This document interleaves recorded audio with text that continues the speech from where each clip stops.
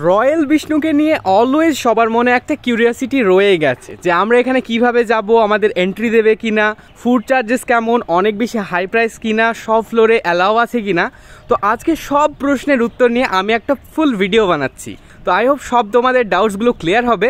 তো চলো এন্টার করা যাক। তো সেদিন ছিল দশমীর রাত, তো আমি আমার ফ্রেন্ডসদের সঙ্গে রয়্যাল বিষ্ণু চলে গেছিলাম।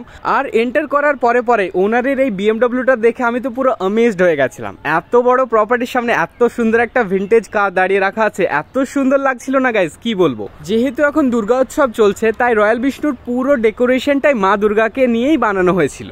এর আগে 15 অগস্টে আমি রয়্যাল বিষ্ণু গেছিলাম, কিন্তু তখন তাদের রেস্টুরেন্ট বার কিছুই চালু হয়নি, তাই আমি ফুল রিভিউ দিতে পারিনি। কিন্তু আজ দশমীর দিন সব কিছুই চালু রয়েছে। তো এখানে দেখো গাইজ, অ্যাজ ইউজুয়াল একটা গণেশ মূর্তি রাখা ছিল, যেটা অনেক সুন্দর ডেকোরেট করে রাখা ছিল। আর ওপরটাকে দেখো, ফল সিলিংসগুলোকে এতটাই ভিন্টেজ ভাইব দেওয়া আছে না, তোমরা দেখলে পুরো অ্যামেজড হয়ে যাবে। আর আজকে আমরা মেনলি গিয়েছিলাম ওনাদের বুফেটা এনজয় করার জন্য। তো বুফের কত কি প্রাইস রয়েছে আর খাবারের কেমন কি প্রাইস সবটাই তোমাদেরকে বলছি, চলো ভিডিওটা দেখতে থাকো। তো ফার্স্ট ফ্লোরে যাওয়ার জন্য আমরা লিফটে করে চলে গেলাম ফার্স্ট ফ্লোরে। ওখানে এদের রয়েছে একটা ক্যাফেটেরিয়া, যেটার প্লেসটা একটু ছোট হলেও খুব সুন্দর একটা ভাইবস দেয়। তোমরা এখানে গিয়ে কফি এনজয় করতে পারবে। আর এখানকার খাবারের টেস্ট না অনেক সুন্দর লেগেছে আমার কাছে। তোমাদেরকে জানাবো যে আমি সেদিন গিয়ে এখানে কি কি খাবার খেয়েছিলাম। তো এখানে কিছু খাবার এনজয় করার পর আমার একটু ওয়াশরুম যেতে হয়েছিল, তো ভাবলাম তোমাদের সঙ্গে একটু ওয়াশরুমেরও রিভিউ শেয়ার করে দিই। ওয়াশরুমটা বেশ নিট অ্যান্ড ক্লিন ছিল।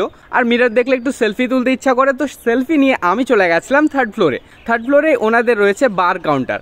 আর আজকে যেহেতু 2 অক্টোবর ছিল, তো অ্যালকোহল আজকে পুরোটাই অফ ছিল। আর এখনও ওনারা বারটেন্ডারের ফুল লাইসেন্স পেয়ে ওঠেননি, দ্যাটস ওয়াই এখন অ্যালকোহলিক ড্রিঙ্ক বন্ধ আছে। এখানে অনেক সুন্দর সুন্দর ভিন্টেজ কালেকশন, যেমন কি টেলিফোন, অপরা মিউজিকের ইনস্ট্রুমেন্ট আর অনেক পোর্ট্রেট ছিল, যেগুলো দেখতে অনেক সুন্দর লাগছিল। আর এখানকার এই যে লেদারি টেক্সচার চেয়ারগুলো না, আর নিচের এই কার্টেনটা দেখতে অনেক সুন্দর লেগেছে আমার কাছে। আর এই যে ভাইব দিচ্ছিল না জায়গাটা।